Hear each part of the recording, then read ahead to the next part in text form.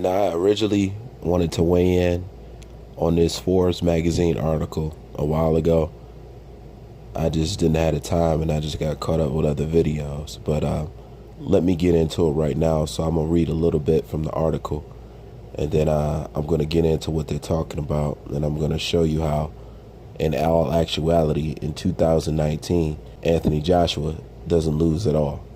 Okay, it says, whether it's because of the upset loss to the likes of Dylan White or Joe Miller, or because of a defeat at the hands of Deontay Wilder or Tyson Fury, Anthony Joshua will suffer the first loss of his professional career in 2019.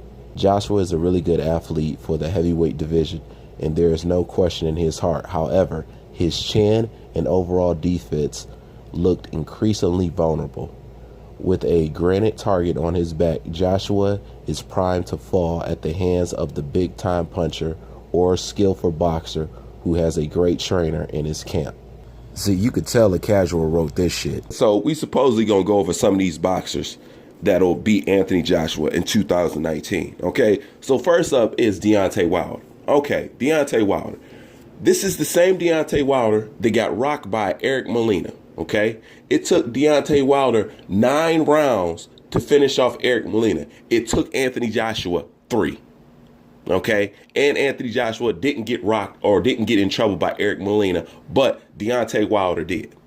All right, moving on. This is the same Deontay Wilder that struggled with a Luis Ortiz. Okay, he struggled with an ancient clock. And as everybody knows, if it was not for the referee, he would have lost that fight.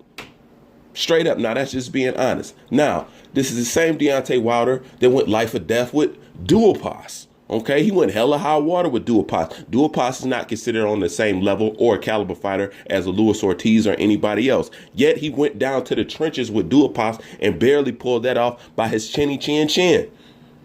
All right, this is the same Deontay Wilder that lost to a Tyson Fury, a guy that just came off a 2.5-year layoff, a drug addiction, and mental illness. Okay, came off the couch and whooped Deontay Wilder, and Deontay Wilder has been active this entire time and supposedly the most dangerous man on the planet, on top of being the hardest hitter. Okay, got beat by Tyson Fury. Okay, and it shouldn't be a debate whether he got beat or not, because the whole boxing world was in unison on this decision when they said Tyson Fury beat Deontay Wilder. That's just how it is. I've never seen it before in the history of boxing, but everybody agrees on that, so it's not even up for a debate, period. Okay? Now, this is the same Deontay Wilder that got dropped by Harold Sacconiers. Okay? Sacconiers. Okay? A journeyman. Okay? A journeyman. Nothing special. Okay? Got dropped by him. Okay? Like I said, every time Deontay Wilder steps outside to fight any kind of fight or gets inside of that ring, he stands a high probability of losing. And to add on top of that, Deontay Wilder is the Derrick Rose of the whole goddamn boxing league, because he get more injuries than he do anything else. Okay? So his hand is not holding up. His hand is brittle. His arm is brittle. And his body is not holding up. Okay? And his skill set ain't getting no better. Okay? So he's a one-trick pony fighter with an injured paw and a limited skill set. And I'm supposed to believe he's supposed to beat Anthony Joshua, the same guy that won't pick up a phone call and won't sign a contract, but cared nothing about unifying. Man, get out of here. If you just use your common sense, okay, and what you have seen with Joshua and what he has done and the caliber of opponents that he has fought and the skills that he has shown every time out while fighting, then it should be a no-brainer that Deontay Wilder does not beat Anthony Joshua in 2019 or any other kind of year, period. Okay, now let's move on to Tyson Fury. Now, Tyson Fury is a good boxer. He's a good mover. He got a good ring IQ. But Tyson Fury got one big glaring problem. He got buttermilk biscuit hands. Okay, he got baby hands. Tyson Fury punching power is equivalency to a massage therapist. Okay, straight up.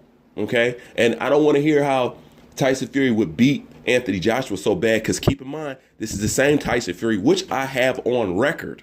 Okay, I have the recordings of Tyson Fury saying when Anthony Joshua was an amateur, he was whooping his ass and he was dropping him in training camp. Okay, I have that on tape. Okay? So if he was whooping your ass as an amateur, as a nobody, as nothing more than a journeyman, then what do you think that he's going to do as one of the top contenders in the heavyweight division right now? Struggle? You know what I'm saying? Get out of here. He's not going to do that. He's not going to do that. So if he was whooping you as an amateur, he'll definitely whoop on you right now. Let's just be realistic. You know, Tyson Fury is a good talker. You know, he may be able to get you to forget about certain things, but you can't forget the fact that while he was still massively green, all right, he was giving you hell inside the ring and dropped you on several occasions. So I don't want to hear nothing about no Tyson Fury. You know what I'm saying? I like Tyson Fury too, but he just talks good. Let's just be real. And he has no power. All right, moving on. Now, who do we got next? Luis Ortiz. Luis Ortiz is a great fighter. All right, that's without a shadow of a doubt, okay? But Luis Ortiz doesn't have no engine, okay? Whatever Luis Ortiz beat Anthony Joshua in skill-wise, okay, Anthony Joshua beats him in youth, okay? Luis Ortiz will lose that fight off youth alone. He doesn't have the engine. He would have got Wilder out of there if he had a better engine. Everybody knows that. But he tired out and got cheated by a ref. Okay, so as good as Luis Ortiz might be, Anthony Joshua youth would just overcome him and bulldoze him down. That's just the truth. If you know boxing, then you know that to be true. All right, so I don't even want to hear that shit, okay? Now, who else we got? Big Baby Miller. Man, I'm not even going to get started on Big Baby Miller. It ain't even no point in me breaking down Big Baby Miller. Big Baby Miller don't beat shit, okay? He just don't. Man, don't even care about his weight. So I don't want to hear about him, okay? Now, anybody else doesn't stand a chance, or Anthony Joshua has beat them already. And the only person you got left is a Dillian Whyte. And as much as I think that would be a good fight, I still don't think Dillian Whyte loses. I still don't think Dillian Whyte beats Anthony Joshua. Still, you know what I'm saying? But he's the high probability. He's the only reason why Anthony Joshua, to me in my eyes, would lose in 2019. But they're not going to fight in 2019. Just like him and Deontay Wilder is not going to fight in 2019. So with that being said, and which everybody should know, that's why I said there's no way that Anthony Joshua loses in 2019. And I'm almost daring to say that Anthony Joshua retires undefeated, because I look at the landscape of boxing. As I'm looking over the landscape of boxing, I don't see enough able and willing bodies. I don't see enough able and willing bodies and people with the skill set enough to beat Anthony Joshua. Let's just be real. Just look in the heavyweight division. Be honest with yourself. Okay? I just went over all the top guys and basically shows you how they ain't got no chance, besides some Dillian Whyte, okay? You can't bring up anybody else, because anybody else, Anthony Joshua has beat him already. So who's going to do it? What, you think Alexander Usyk's going to climb up from cruiserweight and get into heavyweight and then pick on Anthony Joshua? I mean, it'd be an entertaining fight, but he's not going to win. So who is there to actually beat Anthony Joshua, especially in 2019? Nobody. He doesn't lose at all. That's why I say that fucking article had to be written by a fucking casual. Had to be. I mean, just use your common sense. Who is there? There's nobody there.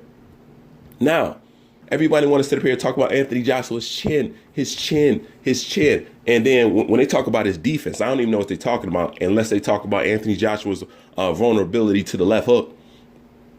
You know, I mean, and unless they're talking about that. But other than that, they keep talking about Anthony Joshua's chin. And I'll be like, I don't know what fight people was watching when they watch him fight Vladimir Klitschko. Did you not see Anthony Joshua get hit with 3 flush straight rights on his damn chin?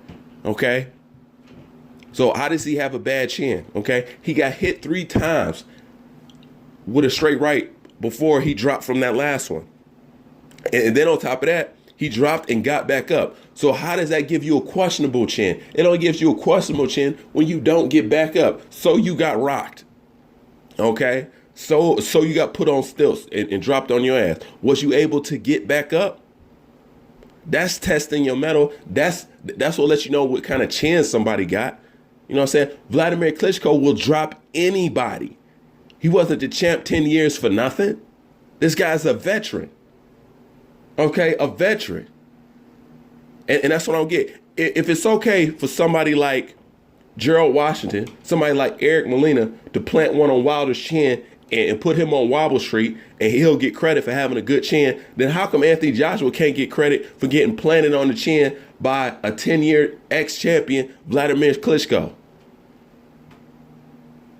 Trained by Emmanuel Stewart and the whole nine. Why is that shocking?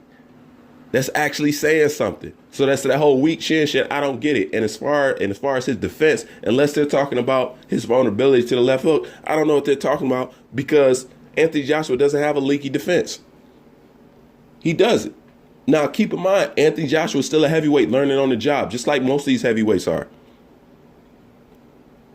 He's still learning on the job, you know? So I get it. But a leaky defense, that sounds like some casual talk, just hanging around some people that know something about boxing, and they just soak some shit up and just regurgitate it because they don't know what the fuck they're talking about. But my vote is, as you can see, Anthony Joshua does not lose in 2019. And if you think Anthony Joshua lose in 2019, to who and how? I would like to know.